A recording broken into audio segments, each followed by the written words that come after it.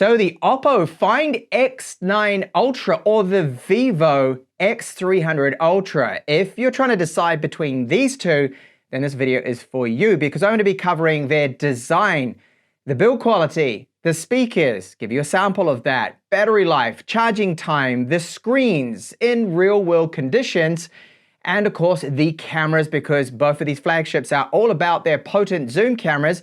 I'll be showing you which is best at what to hopefully make your decision between these two a lot easier and so you don't buy the wrong one.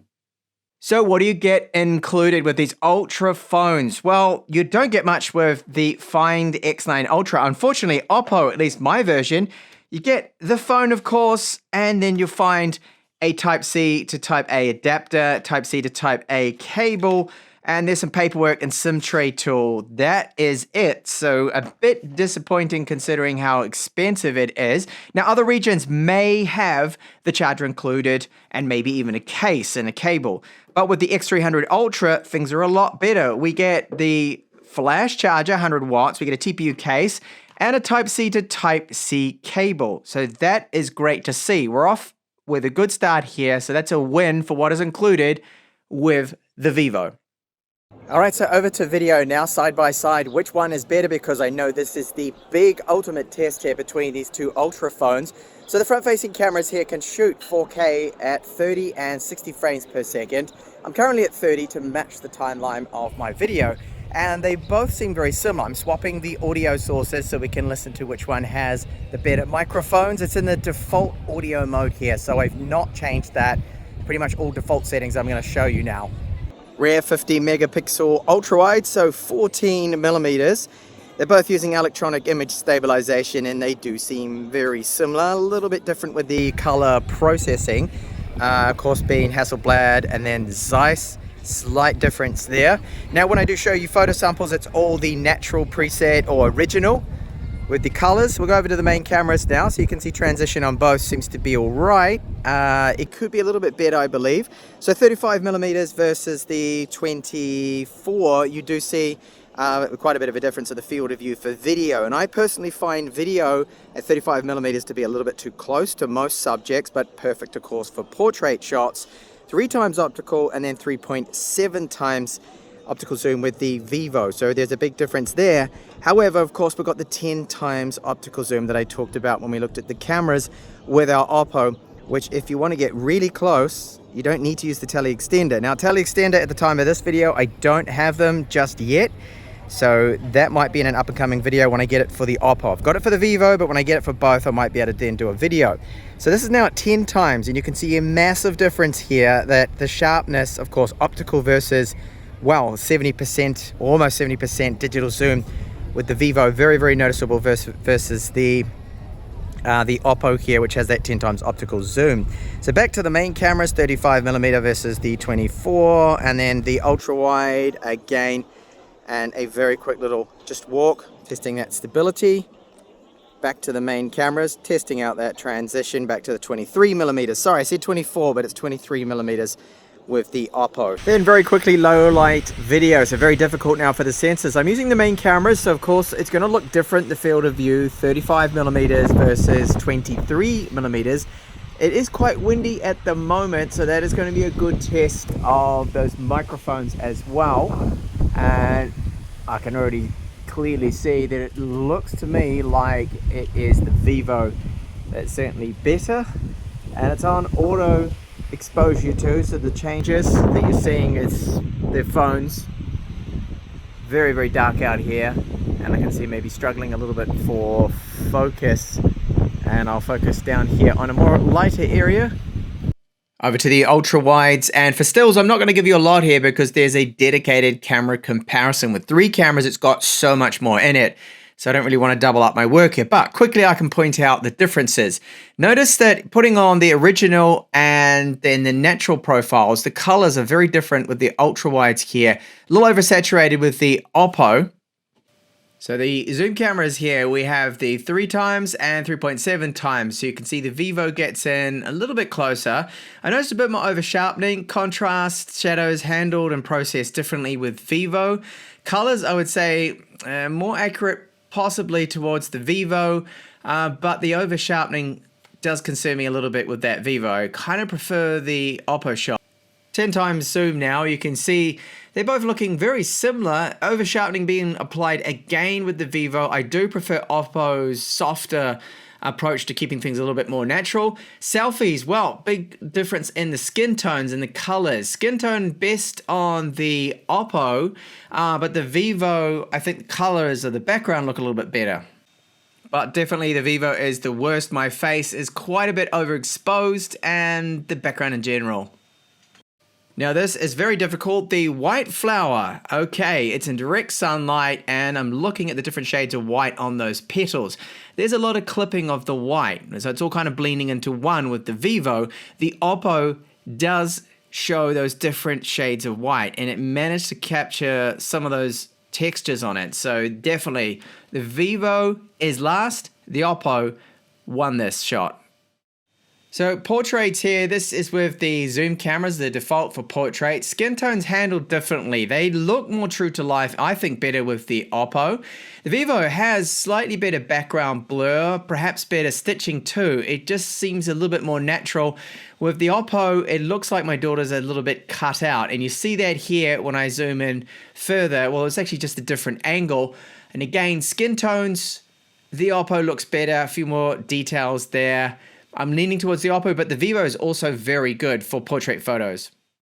Low light, I swear that my Vivo X300 Pro takes a better shot than this. They're a bit noisy, a bit blotchy, but yes, the Vivo has a better low light photo. Look at the sky, very blotchy and muddy looking with the Oppo. There's so much noise there. However, with this shot, I think maybe the Oppo is slightly better. Certainly brighter. The processing with the Vivo, it's all down to personal preference, but again, we're seeing the sky with the Oppo looking quite pixelated, a lot of noise. Okay, so to keep things simple for you and for me, I will always have the Oppo on the left and the X300 Ultra is going to be on the right. So they do have protruding camera modules, you can see on both of them, that are quite large. Now, thickness, if we're not measuring those big camera modules, we're looking at 8.7 millimeters with the Oppo versus a slimmer 8.5, but there's really not that much in it. Build quality on both is very good, but you can see that the camera module does stick out just a little bit more there with the Vivo. It's a little more obvious, and you will notice we've got an extra button, so we have the snap key with the Oppo, which is this here, that you can configure the button. We don't have that with the Vivo, unfortunately, and we don't have a touch-sensitive camera button too. So the dedicated camera button is good because you can use this pressure sensitivity for not only launching the camera, but also press down, focus, then press again, or continue to press, and we'll take the photo for you. So you can see the antenna lines there. Weight-wise, very similar. The Oppo slightly heavier, 235 grams, versus here, 232, and I've intentionally not cleaned both of them. You can see one is more of a fingerprint magnet, and that is the Vivo. It picks up a lot of these fingerprints, and you'll be constantly wiping it down, at least with this color. Now we get the vegan leather here, the big Hasselblad branding, so Hasselblad partnership with the cameras, optimization. We've got Zeiss with the Vivo, and yes, I'll be comparing those cameras. There's also a camera comparison in the channel against the other Ultra phone that I also own, which is the S26 Ultra. That's in there if you're interested. And this is made out of metal. Now, I don't know why they put this little bar along here. I think it's to make it look a bit more like a camera grip. I would have preferred this to be all just the vegan leather. I do find the build quality, well, the design of the Oppo I'm leaning towards, it's all subjective, I think is a slightly better phone here. Now, both of them support video out, Type-C, very fast, data rates, 2 nanosims, and they do not support unfortunately, with these, we don't get 3.5 millimeter headphone jack or micro SD. That's long gone, of course. Now, we do get eSIM support on both, which is really good to see. We have IR transmitters with them. And at the top there, you'll see we've got the antenna lines, microphone, and the ports there for the loudspeaker. Loudspeaker test, yes, will be later on. So kind of similar. Placement of the buttons is very good. And they both have ultrasonic fingerprint readers, which do work really well. Other similarities are they're both using the same chipset. So we are looking at the Snapdragon 8 Gen 5 or Snapdragon Elite 8 Elite Gen 5. So the same chip there. There is a difference with the battery capacities and RAM capacities. So the battery, we are looking at a bit of a difference here because we have with the Oppo the largest, that's 7,050 milliamp hours. They're both silicon carbon. Lion tech they're using with this. And with this model here, which is the European one, you're going to have either 6,400 or 6,600.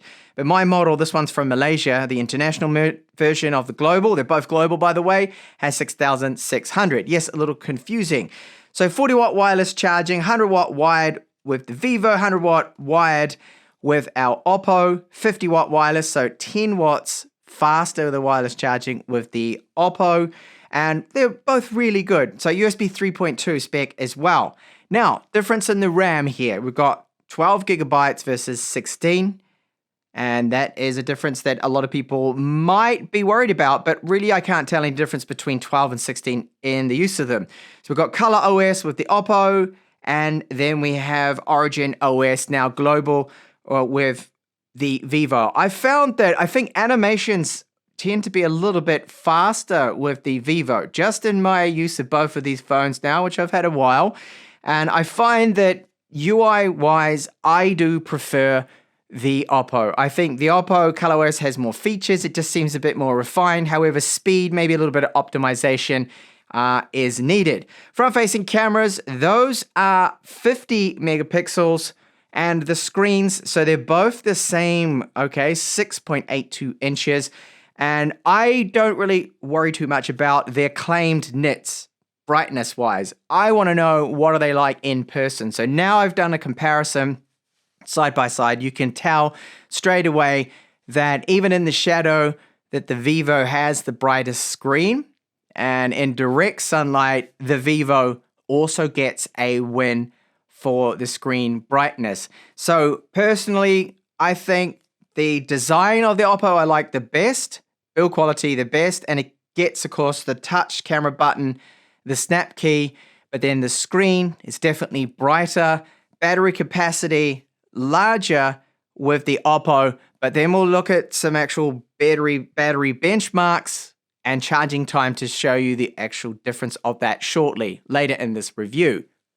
Okay, so cameras. Now, they both support tele converters, tele extenders, that you can get a special case for it. You get the lens, and I don't have it yet for the Oppo, so I can't compare those. But there's a big difference. The key takeaway here is that the zoom camera potential on the Oppo is the best. So we do have a 10 times optical zoom. They've managed to squeeze that in. It's a feat of engineering at 50 megapixels. I know we've seen 10 times optical before, but not with a larger 50 megapixel sensor. So as I said, Hasselblad and Zeiss optimization. We have a color spectrometer. So that's measuring and looking at the color. We have the true color camera. So that's the additional camera we get with the Hasselblad and the Oppo system there. The Lumo system that they do call it with all of their cameras. So we have the 4 on the rear, and then that 5th camera there being the color one, the true color camera, then the 3, and then the color spectrometer. So you could say 4 then on the back. This is laser autofocus. Both of them have. So Zeiss T-Star coating on this particular model here too as well with the Vivo. And overall, there is a big difference with the cameras because there is 3.7 times optical periscopic zoom camera with our Vivo, 3 times, and then that 10 times with our Hasselblad. And the big one, if you like portrait photography, is the 35mm that we get with the Vivo. They've kept that. And then we have 14mm ultra-wide cameras, 50 megapixels on both of them. Main cameras are 200 megapixels. And the 3 times optical zoom is 200 megapixels, 3.7 times optical zoom, 200 megapixels. So they're similar, but the key takeaway here is the Oppo wins on having that additional 10 times optical zoom camera. If you really like your zoom shots and you need to go 230 millimeters, then you have that. But you also have the zoom extenders too, which I'll probably cover in another video when I have both of them. So as I said before, when it comes to the screens, I do find that the Vivo is slightly brighter in all scenarios. whether you set maximum brightness yourself or you use the auto brightness with the ambient light sensor. So they're both 144 Hertz too there. Now bloatware, the Vivo comes with the most bloatware, but it's not too hard to clean up. There's a bit of bloat with the Oppo, and again, you can easily go along into the settings, apps, and just bulk uninstall any of that stuff that you don't want. And the Vivo, the same kind of thing. Again, Color OS versus Origin OS, I think the Color OS has a slight edge. Now, battery life, there's a couple of discrepancies here because I've noticed that in real world use, they are very similar. You're looking around 11 to 12 hours of screen on time for both of these with real world use. And that's as long as you're not crazily using the camera all the time. That burns through it, especially when you start to record like 4K or 120 frames per second video. But they're around 11, 12 hours of screen on time. I've got a synthetic benchmark battery test coming up.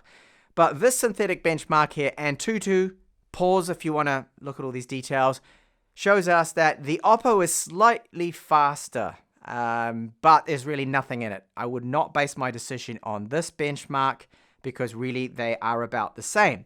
Now, throttling, very different here because the Vivo pushes the thermals more. It gets a little hotter, but in turn gives us slightly better gaming performance, doesn't throttle down as much. You can see the stability, 61.2% versus 47.4%. So the Oppo will not get quite as hot, but it will throttle the performance down. And you notice it a little when gaming, but really they're very, very similar.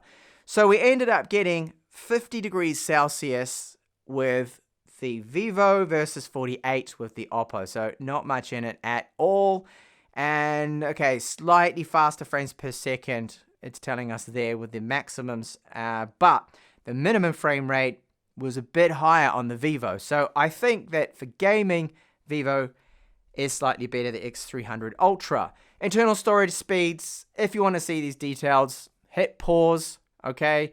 But they really are the same. So there's no major difference here. There's barely anything in it. Battery life with a synthetic test. Now, they were both set to the same refresh rate and screen brightness, yet with this test, the Oppo did end up going for 15 hours and 2 minutes of the calculated battery lifetime versus 12 hours and 15 with the Vivo. So again, I wouldn't really... It's a synthetic benchmark, so it's not true to life. I think they're about the same. Maybe the Oppo with a slightly larger battery, yes, will come out on top. But we're talking about half an hour, maybe an hour screen time more in real world use. Finally, charging at 100 watts, both of them. They came out to be almost the same. I started this one at 18%. This was started at 16, but both 49 minutes. You could say that if they had both started at the same percent, so this one's 16.2 as well, then the smaller battery of the Vivo would be about 2 minutes faster at charging. So both of them very good, but the larger battery with almost the same charging speed, I think the Oppo is slightly better there. And also does have, remember, 50 watt wireless charging versus 40 watts. Now, there's one part of the comparison that's very easy for me, and that is the loudspeakers in audio in general. So I found the loudspeakers are pretty much identical. They sound so similar. Volume, bass-wise, treble, mids, all about the same. And for voice calls, very similar to as well. Can't really tell any difference. See if you can tell a difference with this. So still, on the left is the Oppo, on the right is the Vivo, even though they right now look exactly the same. I'm going to play the Oppo first and the Vivo. See if you can tell a difference between them because I can't. They are the same. So I'm calling the loudspeakers here a draw, definite draw.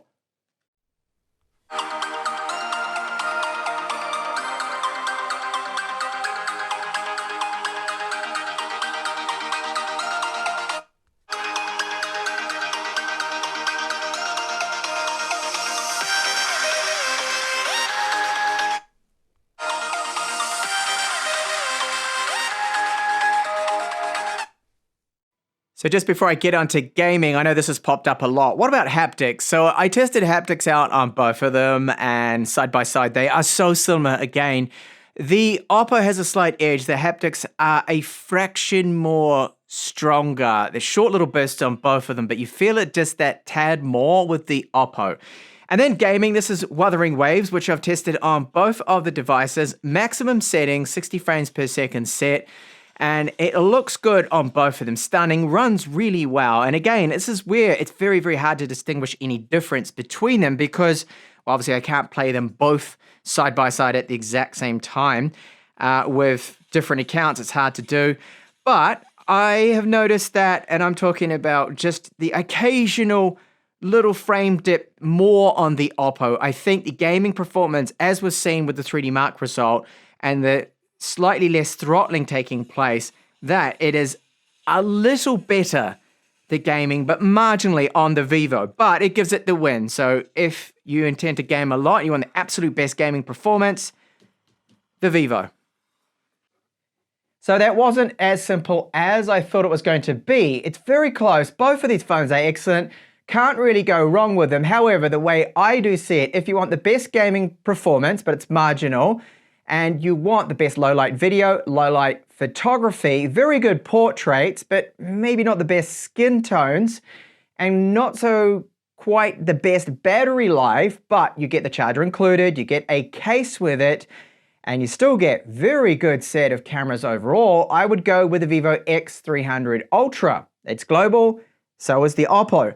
Now, my pick, and what I'm going to go for as my next phone, my next flagship primary phone, is this. So the fine X9 Ultra for me ticks all boxes. While it's not perfect, it does have slightly better battery life than the Vivo X300 Ultra because it's a larger battery. It has slightly better charging, but it's only a few minutes. I don't game so much, so I'm not too concerned about that. And I did find the skin tones were better with this. I prefer the video performance of the Oppo. I know the Vivo's got 35mm, which I absolutely love for portrait photos, but I'm not taking portrait photos all the time. I film a lot more video. That's why 23mm main camera suits me a little bit more. So of course, you've got to adapt to your needs. And the build quality is better. We get the camera button, we get the snap key. Disappointing that there's no 16GB of RAM. There's no terabyte version for global, I believe. And we don't get a charger or a case included in the box, at least not with the Malaysian or Hong Kong version that I was sent out. But overall, as I said, fantastic phones, both of these. I hope this video helped you out. I'll see you in the next one, and do check my channel because there's a camera comparison with this phone here, the Oppo, against a Samsung Galaxy S26 Ultra and an iPhone 17 Pro Max. Also cinematic video from China where I stitched together about 20 videos into a short little 7-minute clip. Might be interesting for some of you video takers out there. And I'll probably have more up and coming of the Vivo X300 Ultra. Bye for now.